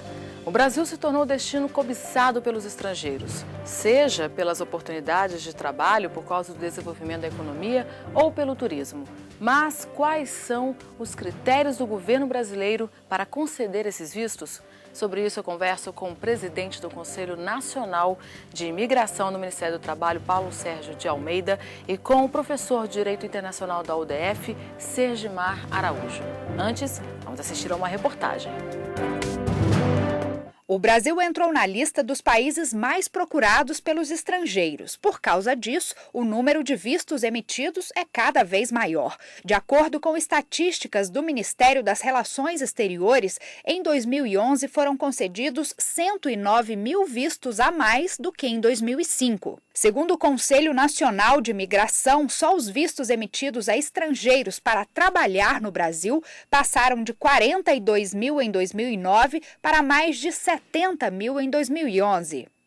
Dos tipos de vistos mais concedidos pelo Conselho Nacional de Imigração, destacam-se dois: aqueles emitidos a estrangeiros que vivem em união estável com brasileiros e os vistos de caráter humanitário, dados àquelas pessoas em situações especiais, como é o caso dos haitianos. São Haiti que mais recebem vistos humanitários hoje no Brasil. Desde o terremoto que abalou o país em 2010, eles têm migrado em busca de trabalho e melhores condições de vida. Para evitar a permanência ilegal aqui, o Brasil chegou a emitir mais de 3 mil vistos humanitários aos haitianos entre 2011 e 2012. Bom, quais são os critérios do governo brasileiro para se conceder um visto, seja de trabalho ou de turismo ou permanente? Quais são os critérios, doutor Paulo? Bom, primeiro que no Brasil, toda a política de concessão de vistos, especialmente visto para trabalho, ela é feita através de um conselho, que é o Conselho Nacional de Imigração, onde estão presentes o governo, as principais centrais sindicais e as principais confederações de empregadores, né? Pela atual legislação, a prioridade que nós temos hoje é para a mão de obra qualificada, ou seja, na medida em que uma empresa brasileira tem a demanda de uma determinada tarefa e não encontra no Brasil profissionais com aquele perfil, com a capacidade de executar aquela tarefa, ela então poderá trazer um profissional do exterior, né? Então, eu diria que a legislação brasileira ela é uma legislação cujo sistema é um sistema por demanda. Então, a empresa brasileira interessada, ela não consegue, ela precisa desenvolver um trabalho no Brasil, ela não consegue um trabalhador brasileiro e ela então busca um profissional no exterior, né? Essas autorizações são dadas pelo Ministério do Trabalho e Emprego, que automaticamente então encaminha ao Itamaraty a autorização para a expedição do visto de trabalho no exterior. Então, existe uma parceria com o MRE, com o Ministério das Relações Exteriores, porque existem outros vistos, né? Turismo, visto por causa de parentesco. Exato. O visto de turista, para turismo, na verdade, é um visto que está estabelecido na lei e ele vamos dizer assim, executado integralmente pelo Ministério das Relações Exteriores através dos nossos postos consulares no exterior, né? O Conselho Nacional de Imigração ele entra mais na questão dos vistos temporários, principalmente o visto temporário para trabalho e os vistos permanentes, né? Então, eu diria que, vamos dizer assim, é o Conselho mais os 3 órgãos brasileiros que estão diretamente ligados ao tema migratório, é o Ministério do Trabalho e Emprego, o Ministério das Relações Exteriores e o Ministério da Justiça, que trabalham em coordenação de forma harmônica na execução dessa política brasileira de imigrações. Professor Segimar, o Brasil, de algum tempo para cá, vem vivendo uma experiência inusitada que é ser o destino e o desejo de muitos estrangeiros, principalmente da Europa. Mudou o ritmo, né, e o fluxo de pessoas entre Brasil e Europa, principalmente. Esse é um desafio para o governo brasileiro, regular essa entrada de estrangeiros? Bom, em relação ao direito internacional, é necessário que se esclareça que, diante desse momento novo, desse fato histórico novo da nossa condição de país em desenvolvimento e desse fluxo invertido, nós estamos vivendo, como você bem disse, uma situação inusitada.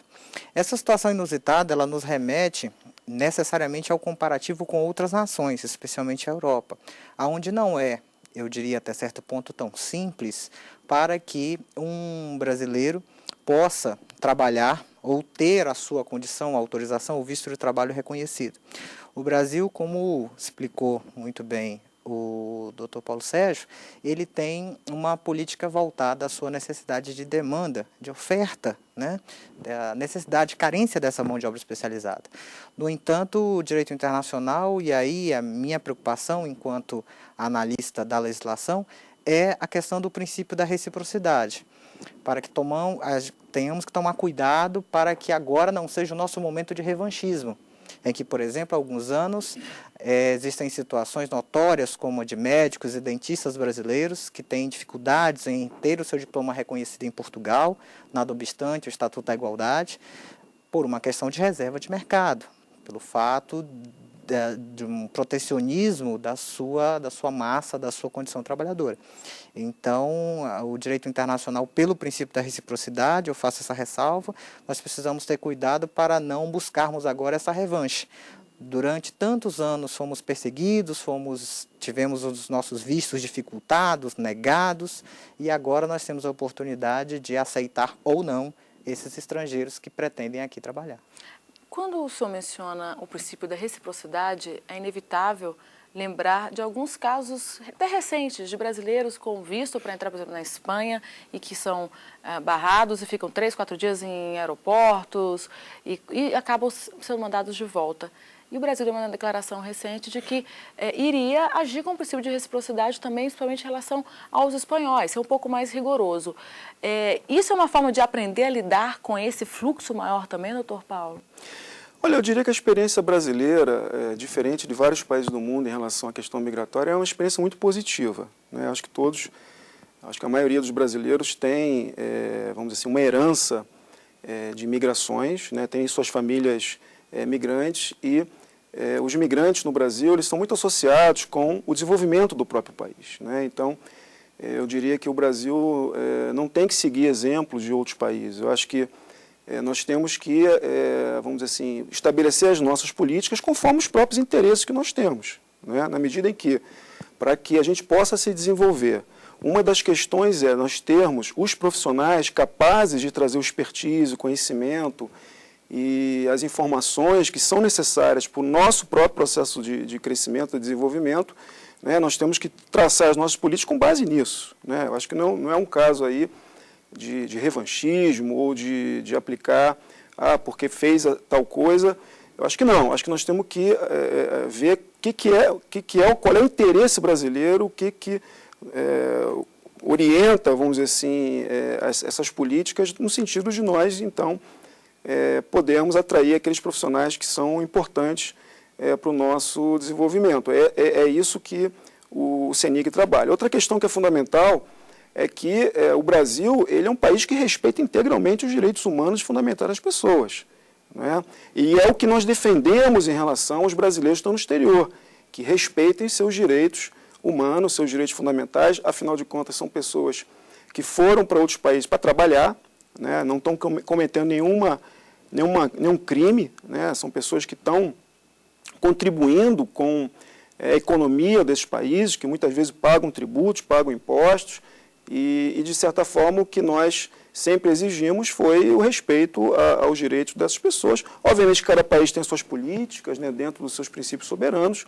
mas eu diria que os direitos humanos, os direitos fundamentais, eles estão acima, né, dessas questões e precisam ser integralmente respeitados. Então, essa é a política que nós temos também no Brasil, né? Então, independente de quem seja o migrante, o Conselho entende que a base do tratamento desse imigrante é o respeito integral aos seus direitos fundamentais, né? Isso tem sido feito com várias nacionalidades, com os nacionais de países que nos fazem fronteira. Nós temos hoje uma política muito voltada para a integração regional. Então, hoje, praticamente, quase todos os países da América do Sul há uma liberdade de circulação, de movimentação.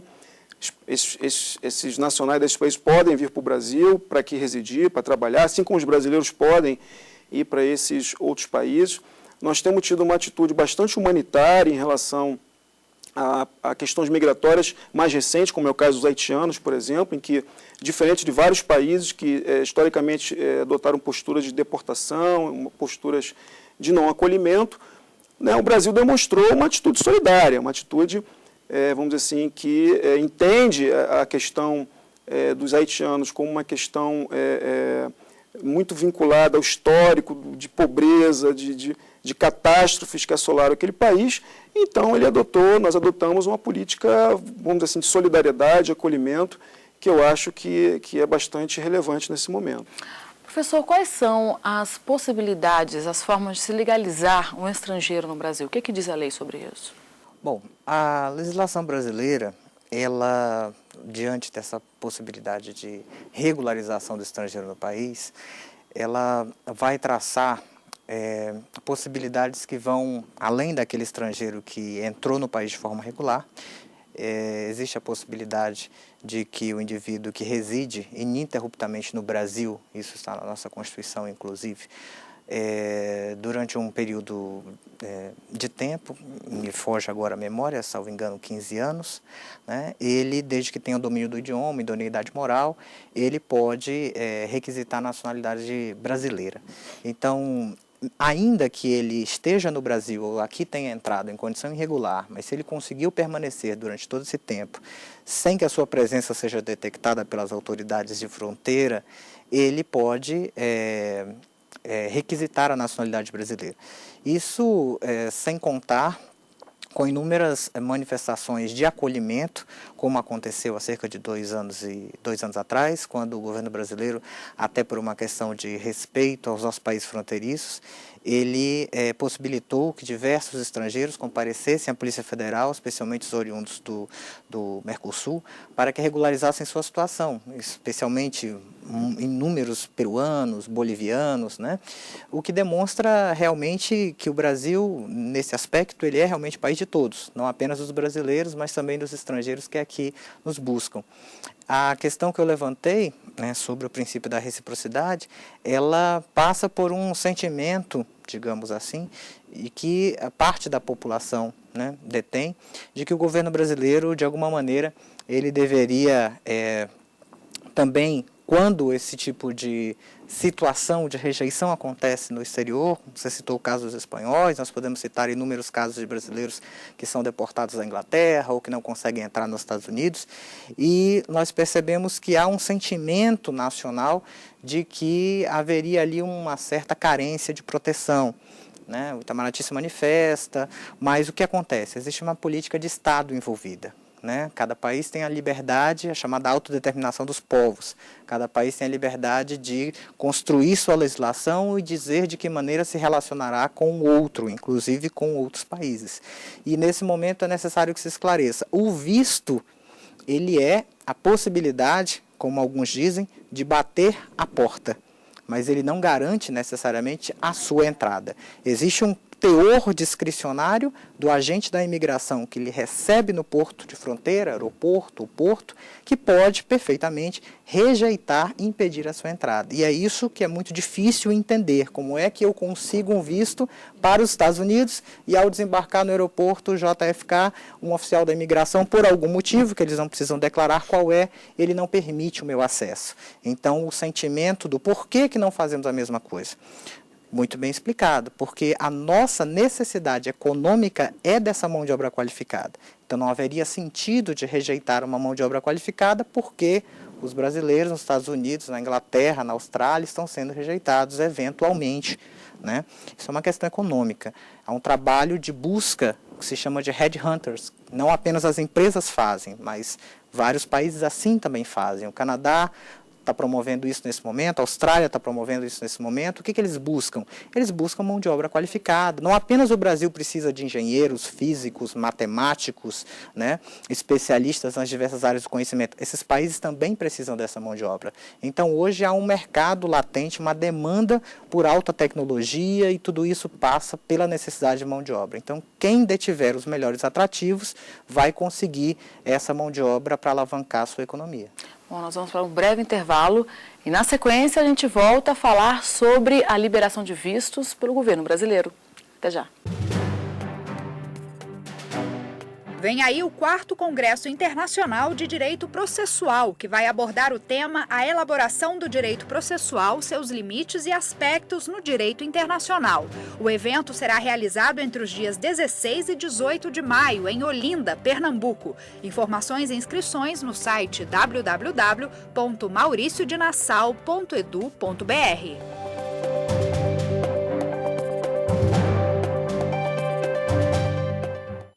O Direito Sem Fronteiras está de volta e hoje nós falamos sobre a liberação de vistos pelo governo brasileiro. Bom, no bloco passado a gente começou a falar sobre a questão dos haitianos que estão entrando no Brasil. É um movimento novo, eles estão entrando pela região norte, pela uma fronteira vasta que o Brasil tem. E são cidades brasileiras que recebem, que precisam ainda de muito recurso, de muita atenção, muito desenvolvimento. É um problema para o Brasil hoje, doutor Paulo Sérgio? Olha, eu diria que o contexto brasileiro das migrações, ele mudou muito nos últimos 2, 3 anos, né? Nós que passamos aí ao longo dos anos 80, anos 90, como um país de emigração, as pessoas saíam do Brasil para buscar emprego fora, né?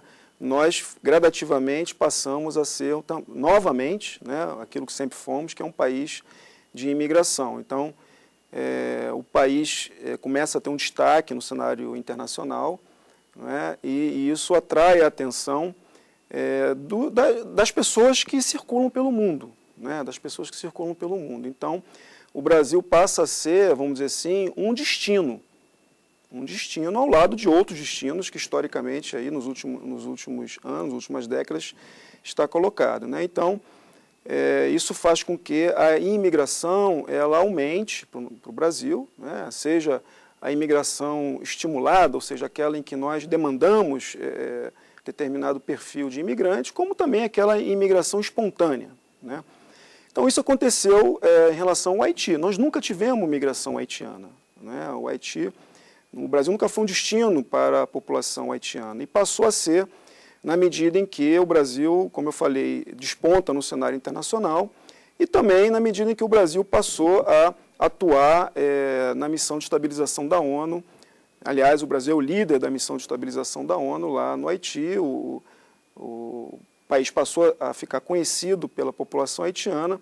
Então, começou a haver um processo migratório para o Brasil, especialmente depois do terremoto de 2010. Já existia antes? Não existia antes. Existia, sim, alguns estudantes haitianos que vinham para o Brasil, mas migração de pessoas que estão dispostas a atravessar vastos territórios e ingressar no nosso país, em relação aos haitianos, isso não havia acontecido, né? Então, foi uma migração que começou, eu diria, no início de 2010, ela começa a ganhar corpo ao longo do ano, em 2011, e no início de 2012, de fato, houve um processo em que nós tivemos centenas de imigrantes haitianos ingressando pela fronteira terrestre, como você já colocou, é uma fronteira com pouco povoada, né, uma fronteira extensa, uma fronteira de florestas, né? Então, essas pessoas ingressaram no Brasil, né?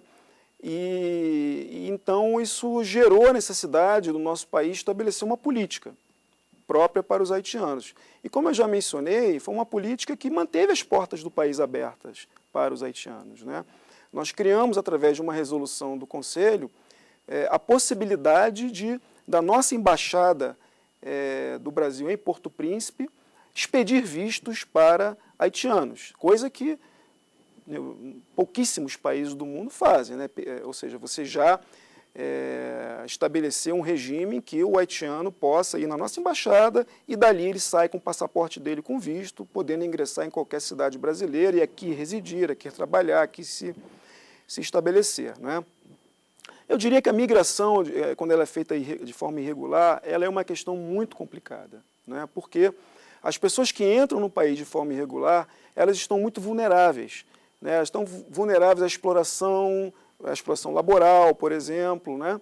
Elas ficam, de uma certa forma, no mercado informal, né? Elas, muitas vezes, não se apresentam para as autoridades, então estão sujeitos a uma série de problemas nos países onde eles se encontram. E essa migração feita via terrestre de forma irregular, até pela região onde ela aconteceu, foi uma migração que gerou muita preocupação, né? Porque detectamos a presença de coiotes, ou seja, de pessoas que estavam aliciando os haitianos e cobrando dessas pessoas, explorando essas pessoas para fazer essa travessia que é longa, tem seus riscos, né? Como eu falei, uma região desabitada, que tem seus próprios problemas, e também é uma migração que acabou por sobrecarregar pequenas cidades de fronteira, né? Então, o caminho que nós adotamos foi não fechar as portas para os haitianos, manter a porta aberta, mas criando um mecanismo formal, uma migração legal, formal, em que o haitiano tira o visto e entra no Brasil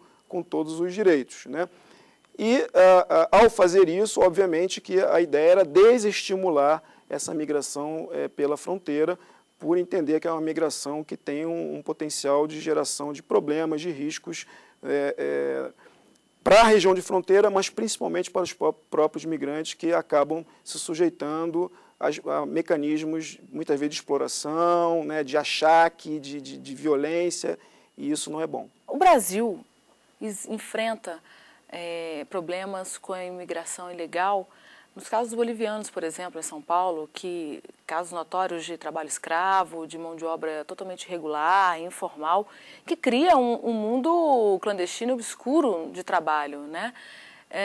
O Brasil corre o risco de enfrentar isso também em relação aos haitianos? Existem formas legais, além das iniciativas do governo brasileiro, no que diz respeito à concessão de visto, de regular essa entrada? Existem outras formas, professor? Bom, para que a gente não misture os dois mundos, é necessário que se esclareça que, no início da nossa conversa, estávamos tratando acerca de imigração de mão de obra qualificada. Em relação aos haitianos, nós estamos falando de mão de obra desqualificada. Então, a priori, nós estamos falando de algo que não seria interessante para a economia do país. Por outro lado, a Constituição brasileira determina a obrigatoriedade do Estado em respeito não apenas aos direitos humanos, mas ao princípio da dignidade da pessoa humana. E pelo fato do Brasil comandar a missão de estabilização de paz do Haiti através da MINUSTAH, o Brasil tem um compromisso moral com o povo haitiano. e seria natural até que o Estado brasileiro se posicionasse de maneira a mitigar os efeitos dessa onda de imigração irregular. As cidades que receberam esses haitianos, especialmente a cidade de Benjamin Constant, em Tabatinga, o qual eu conheço bem porque sou daquela região, a maioria dos haitianos ingressou pela cidade peruana de Santa Helena. E como disse o Dr. Paulo, houve uma sobrecarga, né? E também uma demora, sob o ponto de vista burocrático, porque até então o Brasil não tinha nenhuma política específica para os haitianos. Situação nova, né? E por que não tinha? Porque naquele momento tratava-se de uma mão de obra desqualificada e então uma questão muito mais humanitária do que necessariamente de recrutamento de mão de obra. Era uma questão realmente de base humanitária.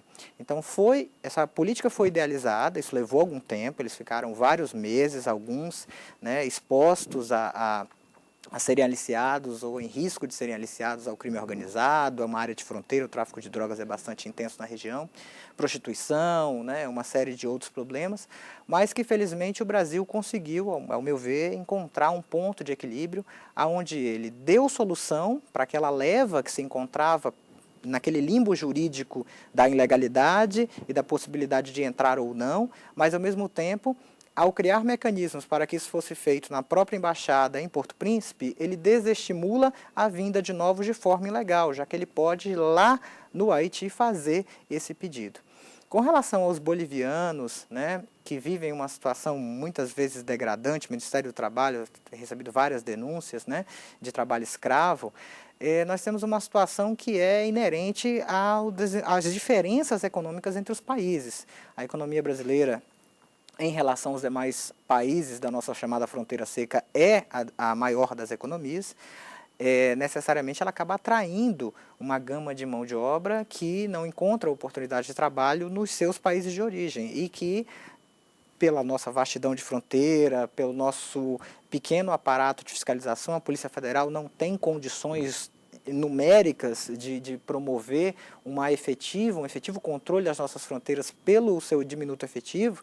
Essa população, com relativa facilidade, circula no Estado brasileiro, consegue trabalho, mas não de forma regular, porque muitas vezes estão aqui de forma regular e são passíveis de deportação, né?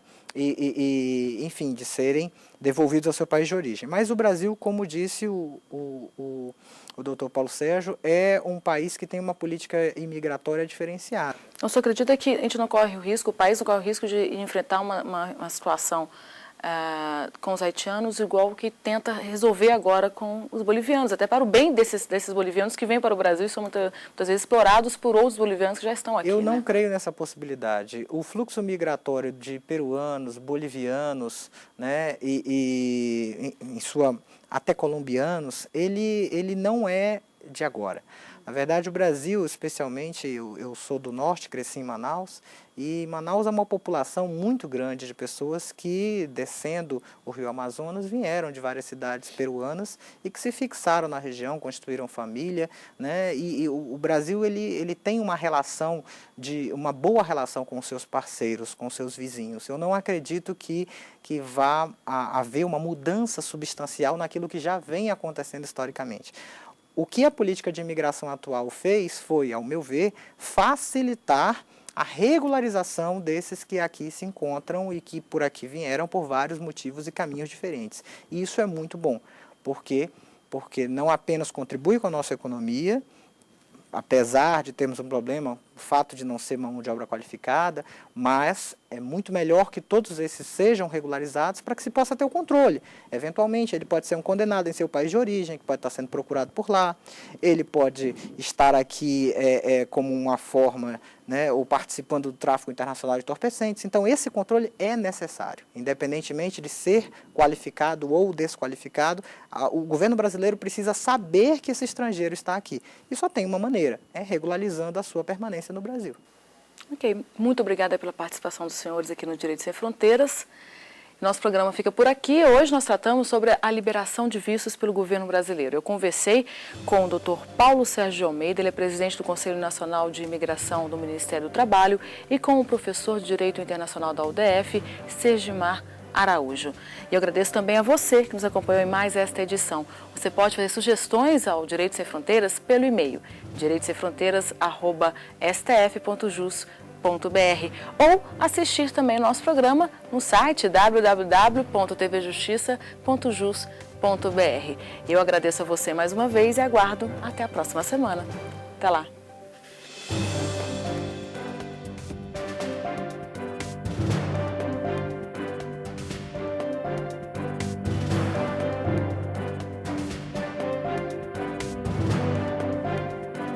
A partir de agora, a Polícia Federal está autorizada a atuar contra crimes de falsificação, corrupção e adulteração de medicamentos. A lei aprovada pela presidenta Dilma Rousseff também autoriza a Polícia Federal a investigar a venda de remédios, inclusive pela internet.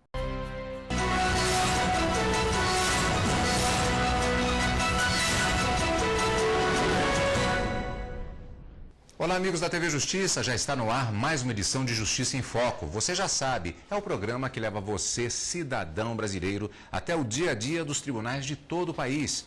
A nossa convidada de hoje é a desembargadora Jaqueline Adorno de la Cruz Barbosa, presidente do Tribunal de Justiça do Tocantins.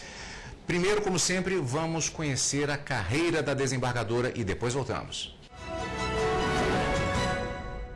Jaqueline Adorno de la Cruz Barbosa nasceu em Anápolis, Goiás. É formada em Direito pela Universidade Federal de Goiás. Especializou-se em Direito Penal e em Direito Processual pela Academia de Polícia de Goiás. Iniciou a carreira jurídica no estado do Tocantins em 1990, após ser aprovada no primeiro concurso para promotor de justiça. Em 1997, Jaqueline Adorno foi promovida terceira procuradora de justiça. Chefiou o Ministério Público do Tocantins entre 2000 e 2002 e foi reconduzida para o segundo mandato. Em novembro de 2002, assumiu o cargo de desembargadora no Tribunal de Justiça do Tocantins. Em sua trajetória de 9 anos na Corte, assumiu a vice-presidência durante o biênio 2003-2005. Presidiu a primeira Câmara Civil e a segunda Câmara Criminal. Foi vice-diretora da Escola Superior da Magistratura e fez parte do Conselho Superior da Magistratura. Em 2010, Jaqueline Adorno integrou a equipe de líderes para a elaboração do planejamento estratégico do Tribunal de Justiça entre 2010 e 2014.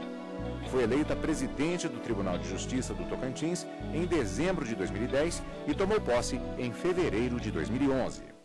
Desembargadora, muito obrigado por atender o nosso convite para falar a respeito do Tribunal de Justiça do Tocantins aqui no nosso programa Justiça em Foco. E como sempre eu começo com uma pergunta que já é tradicional, que é sobre a opção pelo direito já naquele momento da vida em que muitas pessoas, muitos dos nossos telespectadores talvez estejam passando, que é a opção de uma carreira. No seu caso é uma curiosidade, porque no segundo grau, salvo engano, a sua opção era pelo curso de técnico em edificações. Houve uma guinada para o direito, não? Houve. Durante o segundo grau todinho, eu fiz direcionada à engenharia civil. No entanto, na hora de fazer a inscrição para o vestibular, pesou mais a escolha por direito, porque minha mãe, bacharel em direito, a admiração que eu tenho por ela, e também pelo campo de trabalho do direito, que é muito amplo. E resolvi fazer direito. Passados alguns anos, é possível dizer que aquela foi uma opção correta? Como é que a senhora faz essa avaliação? Para mim foi perfeita. Eu acho que foi a decisão mais acertada que eu tomei na minha vida. Agora, durante esse período também, experiência com áreas específicas de atuação do bacharel em Direito, como, por exemplo, o Ministério Público. Como é que foi essa experiência, desembargadora? Olha, foi maravilhoso. Os 12 anos que eu passei no Ministério Público foram muito gratificantes. Aprendi muito como profissional e admiro muito essa carreira. Lá eu pude desenvolver um trabalho e aprendi muito mesmo. O Ministério Público tem funções extremamente importantes para a nossa sociedade. Isso influencia de que maneira, a partir do ponto de vista em que a atuação muda, quando passa, digamos assim, para o outro lado da mesa, na posição do magistrado, que tem de ser imparcial? Como é que essa modificação ela é muito significativa? Como foi isso, desembargadora? Olha, foi importante porque eu tinha o olho de parte e passei a não ser mais parte. Isso é importante porque quando você se coloca no lugar do seu jurisdicionado, fica mais fácil você julgar. porque você consegue trazer o direito àquela, não a fria letra da lei, né? Se consegue realmente se aplicar à justiça. E quando se conhece os outros lados, é mais fácil fazer isso. Agora, desembargador, um outro aspecto também da sua carreira é o fato de que nasceu, na verdade, no estado de Goiás e desempenhou uma carreira praticamente no estado do Tocantins. O que não deixa de ser uma curiosidade, porque o estado do Tocantins, na verdade, ele é gerado diretamente do estado, era parte do estado de Goiás, na verdade. Exato. Como é que foi esse processo de mudança? Bom, Goiás é o estado-mãe, né, que a gente chama de estado-mãe do Tocantins. Foi natural, tinham terminado a faculdade e o estado do Tocantins recém criou, fiz o primeiro concurso para ingressar no Ministério Público do Estado do Tocantins, e o desafio de implantar um estado, de implantar um Ministério Público, isso chamou muita atenção e fez com que eu optasse por essa escolha. Aliás, eu vou voltar um pouquinho, já estamos falando já da atuação na judicatura, mas é importante esse ponto porque é um estado novo, teve toda uma sua estrutura institucional montada praticamente há muito pouco tempo. Exato. E aí é uma experiência muito específica, a montagem de um setor importante das instituições, que no caso é o Ministério Público. Eu gostaria que a desembargadora nos falasse um pouquinho sobre isso. Bom, quando nós chegamos, nosso primeiro concurso, a primeira turma, os 27 novos, havia só os originários de Goiás e toda a estrutura tinha que ser montada. Não só física, mas jurídica também precisava ser montada. E a carreira precisava seguir o seu rumo o mais rápido possível. Isso facilitou o acesso na carreira. Logo nós chegamos de terceira, muito rápido, mas também tinha a parte difícil. A legislação, nós adotávamos a legislação de Goiás, não havia uma legislação própria, só em 96 que nós passamos a ter uma legislação própria. Nós pegamos aqui, eu era pequeno, mas eu ainda me lembro de Brasília, com aquelas terras vermelhas, aquele barro vermelho que caracterizava muito essa região, e pelo que as pessoas contam, também era muito semelhante ao Tocantins, particularmente a capital, a sua capital provisória, Palmas especificamente também, e era justamente aquela terra inculta, aquela quantidade de terra vermelha. Era assim mesmo, desembargador? Você pegou esse período também? Peguei. Palmas, te dar um exemplo que aconteceu comigo. A nossa posse como promotora de justiça, Palmas era uma fazenda de girassol. Então, a primeira posse havia apenas o que nós chamamos de palacinho, que era a estrutura do Palácio Araguaia, que não era o Palácio de Governo, não a Palácio Araguaia de hoje, mas o palácio, e era de madeira, terra para todo lado, não tinha asfalto, era como Brasília mesmo, lembrava muito. E o espírito que tinha na época era a sensação de nossas, né? Aqui se chamavam, em Brasília, os candangos. Nós éramos os novos bandeirantes, né? A última fronteira do Brasil praticamente era lá. Isso gera um peso do ponto de vista da responsabilidade de se montar uma instituição, no caso especificamente como o Ministério Público, e posteriormente trabalhar também na judicatura, porque são as bases, é a formação, e dali para frente aquela instituição ela tem um processo de fortalecimento que deve pelo menos acontecer. Como é que é essa responsabilidade, desembargadora? Olha, na época foi uma responsabilidade muito grande, e ainda porque a nossa estrutura ainda passa por essa fase de consolidação. São 23, 24 anos, mas ainda continua se consolidando. Se a gente comparar outros tribunais e a outros ministérios públicos, ainda é muito jovem. O que a gente via na época era tentar aprender com os erros dos nossos estados irmãos, tentar não repetir os mesmos erros, né? Tentar fazer uma sociedade diferente para que o cidadão nosso, tocantinense, tivesse uma resposta no caso, o Ministério Público, a contento. O Judiciário tocantinense, ele tem essa consciência de que, na verdade, está desempenhando um papel histórico? Sim, tem. Tem sim. Isso se reflete no dia a dia das decisões, da atuação do Ministério Público, dos próprios advogados? Reflete, não com tantas, já refletiu com mais ênfase, hoje menos, acho que até por conta do volume de trabalho, né? A própria proximidade histórica às vezes faz com que não percebamos que em determinado momento tem um tipo de importância só posteriormente, como aconteceu com Brasília, de certa forma. Exato. Essa consciência eu acho que só vai ser plena quando nós já deixarmos de exercer a judicatura. Desembargadora, nós temos outras perguntas especificamente a respeito do estado do Tocantins, este jovem estado em termos históricos do Tocantins, e também sobre a estrutura do tribunal, o que nós vamos fazer ainda nessa edição do nosso programa Justiça em Foco, porque agora nós vamos para um rápido intervalo e daqui a pouquinho voltamos com o nosso programa de hoje, entrevistando a desembargadora Jaqueline Adorno de la Cruz Barbosa, presidente do Tribunal de Justiça do Estado do Tocantins. Voltamos em um instante só, não saia daí.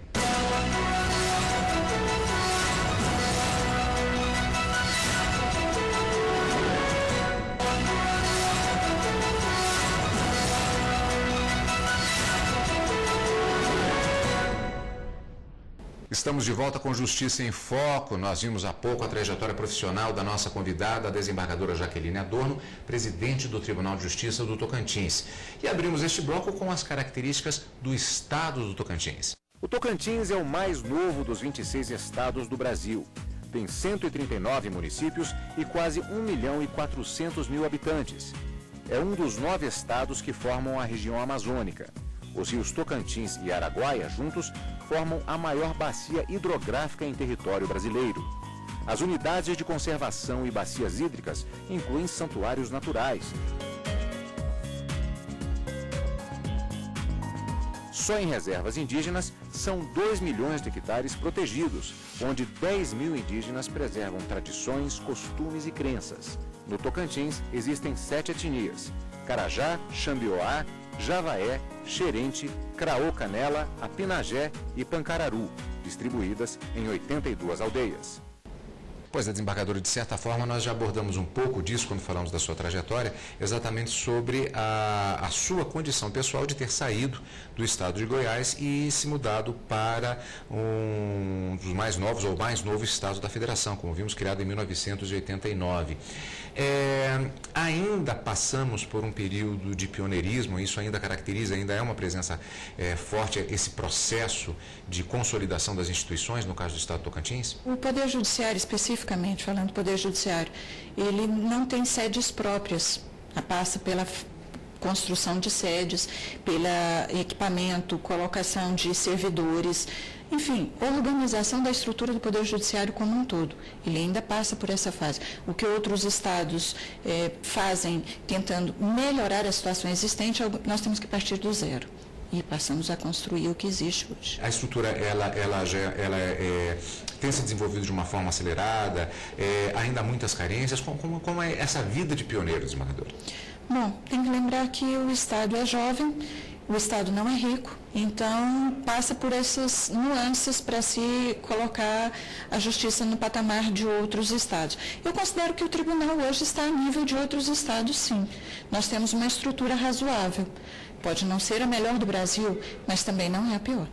Existe uma característica também curiosa no estado do Tocantins, que é o fato de que esse novo estado integra, na verdade, a região norte. Mas no imaginário de quem viveu esse período de transição, ele fazia parte do estado de Goiás. Ou seja, é uma condição geográfica muito diferenciada de norte a sul. Isso leva a características próprias do estado do Tocantins hoje em dia em relação à região amazônica?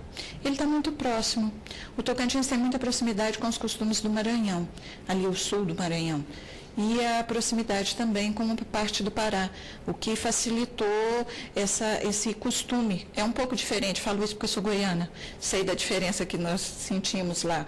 Então, o norte de Goiás, hoje, Tocantins, é muito mais próximo da região norte do que da região centro-oeste. Agora, quando era estado de Goiás ainda, digamos assim, os habitantes da região sul do estado de Goiás já sentiam uma diferença cultural em relação ao norte do estado de Goiás? Sim.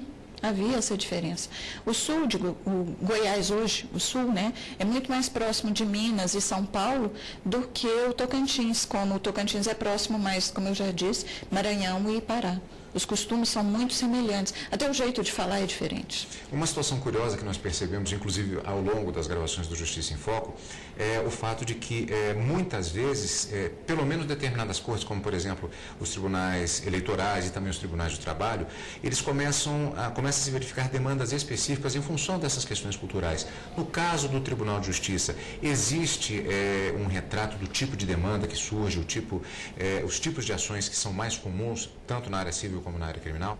Bom, Tocantins está dentro do universo brasileiro, não podia ser diferente, né? Infelizmente, nós temos, sim, a questão das drogas é grande, está crescendo em termos de Tocantins, cresce, e temos as demandas de saúde também. Aqui mesmo, no Distrito Federal e no estado de Goiás, não por ser o estado de Goiás, mas naquelas regiões mais afastadas, nos municípios menores, se verifica situações, às vezes, curiosas, muito curiosas, que às vezes chegam até a justiça por conta dessa diferenciação cultural do meio urbano e do meio rural. Isso é possível se detectar também em Tocantins, particularmente em relação a questões de família? Sim. A família tocantinense, ela tem uma semelhança com a situação que o tocantinense vive. Então, a informalidade nessas relações reflete nas questões de família. E isso vem trazer os problemas, as demandas. Como investigação de não se oficializam essas uniões. Essas uniões acabam na informalidade, acabam não se havendo o registro de nascimento dessas crianças, os casamentos não são oficializados, as uniões trocam muito. Então, isso acontece. Existe algum tipo de itinerância em relação ao atendimento dessas comunidades que ficam mais isoladas, alguma coisa nesse sentido, a participação dos juízes? Não. Hoje existe um movimento no Jalapão, que é uma região muito bonita do Tocantins, mas bastante isolada. E lá, sim, se fazem alguns mutirões durante o ano. Inclusive, ultimamente, teve agora no final de fevereiro, houve um mutirão. Mas não é uma praxe dos mutirões, não. E deve ser interessante para os juízes verificarem justamente esse contraste cultural com relação a essas regiões, não, desembargadora? Sim, porque a realidade do povo tocantinense, uma comarca pequena do Tocantins, a gente já vive isso, que é uma distância muito grande de uma comarca grande do interior de um estado maior. Nós vivemos muito próximo desse jurisdicionado, e esse jurisdicionado carente. Nós temos observado também no Justiça em Foco uma questão muito presente, que é a aproximação do juiz por conta dessas situações culturais, por conta... há uma demanda de uma aproximação do magistrado com a população. A figura do magistrado distante ela tem se tornado cada vez mais incomum. É o que está acontecendo, então, também no estado do Tocantins. Acontece. No Tocantins, o juiz é muito próximo da população. O nosso magistrado, ele tem essa preocupação social e ele vai ao encontro da sociedade. Desembargadora, sempre se fala a respeito do Poder Judiciário, talvez se imagine o Poder Judiciário, na verdade, um pouco separado dos outros setores da sociedade. Não é verdade, tem que julgar as questões sociais. A realidade econômica do Estado, o tipo de produção, leva a algum tipo de demanda específica também? Por exemplo, nós temos um Estado que tem uma perspectiva em relação ao desenvolvimento a partir do término da Ferrovia Norte-Sul e também das ligações rodoviárias. Isso gera uma expectativa de algum tipo de demanda específica? Olha, sim, porque as questões agrárias, as questões de distribuição dessa safra, né, e envolvem os bancos, que são dos maiores clientes assim do judiciário, né, e acaba refletindo isso em alguns polos do Estado, que é justamente onde há a maior concentração da atividade agrícola. E o fato de ser um Estado novo, justamente que tem uma fronteira que se abriu a partir de 1989, está se consolidando, gera mais expectativa para o futuro também. Gera. Com a finalização da Ferrovia Norte-Sul, nós acreditamos que uma das questões de diminuição facilitação do escoamento da produção, isso vai acontecer. E as demandas, eu acredito que também vão diminuir nesse sentido. No próximo bloco, continuamos a conversar com a desembargadora Jaqueline Adorno, presidente do Tribunal de Justiça de Tocantins. Voltamos em instantes.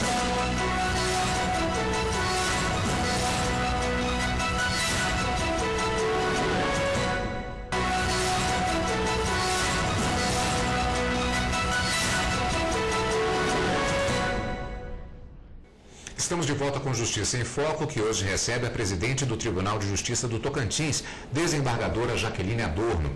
Vamos conhecer agora a história do Tribunal de Justiça do Estado. Instalado em janeiro de 1989, o Tribunal de Justiça, como era de se esperar em uma capital improvisada, não tinha imóvel próprio e adequado. Teve então que se instalar no Fórum de Miracema, que se mudou para os fundos de um imóvel residencial. Quando Palma se tornou a capital definitiva do estado, em 1º de janeiro de 1990, a primeira sede do Tribunal de Justiça ocupou um barracão de compensado de madeira.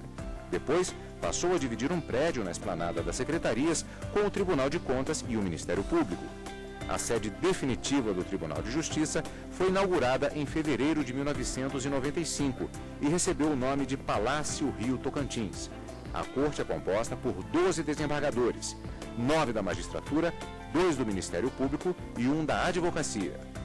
Um processo que nós também temos acompanhado aqui na TV Justiça é com relação à informatização do Poder Judiciário ao longo, no caso da TV Justiça, temos acompanhado isso ao longo dos últimos 10 anos. Isso tem se gerado um impacto, tem se constatado um impacto muito forte, inclusive na agilidade de atendimento ao jurisdicionado, ao cidadão. Isso tem acontecido também, isso tem sido registrado também no Estado do Tocantins. O Tribunal de Justiça fez uma parceria com o TRF4 e o TRF4 nos cedeu os códigos-fontes tanto do processo administrativo quanto do processo judicial. E isso foi fundamental para que o Tocantins conseguisse chegar no estágio que ele se encontra hoje. O tribunal está totalmente informatizado, a capital Palmas também e a primeira entrância também. Entrou no ar a última comarca de primeira entrância. Estamos começando já o processo com a segunda entrância e até outubro teremos o estado totalmente informatizado, tanto judicial quanto administrativamente. Houve uma adaptação em relação ao modelo que era utilizado pela Justiça Federal no estado do Tocantins? Houve. O nosso pessoal de tecnologia, eles desenvolveram uma customização do sistema para que se adaptasse à realidade da Justiça Estadual. Existe um ponto específico também, aliado à questão da informatização, que é a elaboração de planos de gestão voltados para o aspecto administrativo, para gerir, para a gestão propriamente dita das atividades do Tribunal de Justiça do Estado do Tocantins. Esses dois fatores foram pilares para o desenvolvimento dessa agilidade, desembargadora? Eu considero que sim. A partir do momento que se estabeleceu um plano estratégico para o tribunal e esse plano tem sido respeitado pelo tribunal, isso facilitou as ações. Porque quando se planeja, se consegue alcançar metas. Nós sabemos o que temos de orçamento, o que vamos gastar e o objetivo que nós queremos atender. E tem sido obedecido esse planejamento. Um grande impacto também que o processo de informatização, ainda mais aliado a planos de gestão modernos, como tem se tentado implantar em vários tribunais e tem acontecido no estado do Tocantins, é a formação de pessoal, a formação especificamente do servidor. E esse é um trabalho que é constante, ele não pode parar. Com certeza.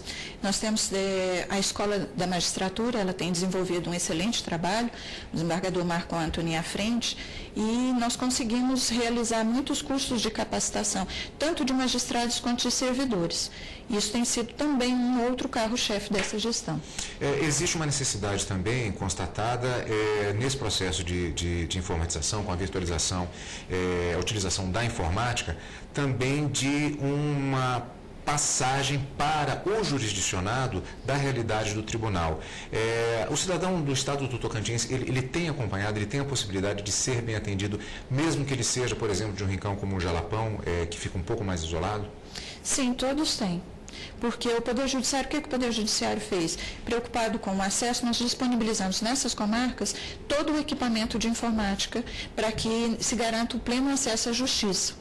Então, qualquer fórum que já passou pelo processo de virtualização, esse acesso à justiça está sendo garantido pelo Poder Judiciário. Um ponto específico, desembargadora, que é o chamado setor de precatórios. O Tocantins foi o primeiro estado que solicitou apoio do Conselho Nacional de Justiça para a estruturação do setor de precatórios.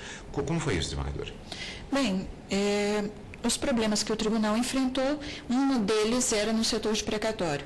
E aí nós pedimos a ajuda ao Conselho Nacional, através da corregedora, a ministra Eliana Calmon, se prontificou e todo o setor foi reestruturado, passando por estrutura física mesmo, ou reorganização de estrutura física.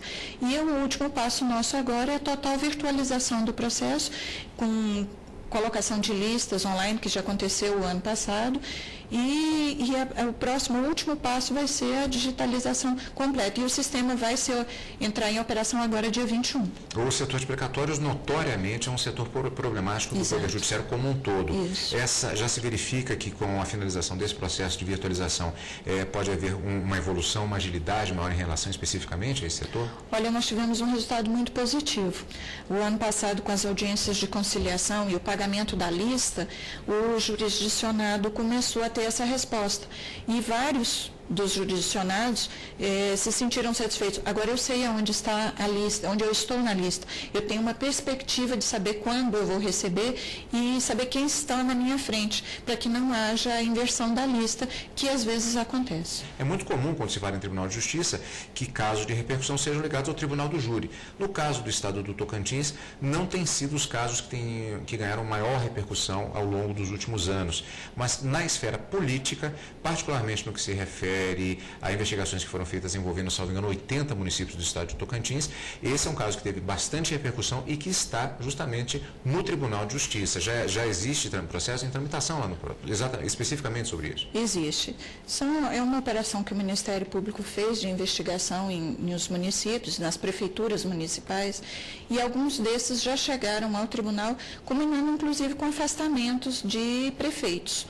O tribunal está se debruçando sobre esses casos e está dando a resposta a contento à sociedade. Gradativamente eles estão chegando mais casos. Gradativamente está chegando essa resposta, né, do tribunal tem sido pronta. Desembargador, infelizmente o nosso tempo está esgotado, haveria outras perguntas a fazer em relação ao Estado do Tocantins, mas de qualquer maneira eu agradeço a sua participação mais uma vez aqui no nosso programa Justiça em Foco. E nós voltamos na próxima semana com mais uma edição de Justiça em Foco. Continue conosco aqui na TV Justiça.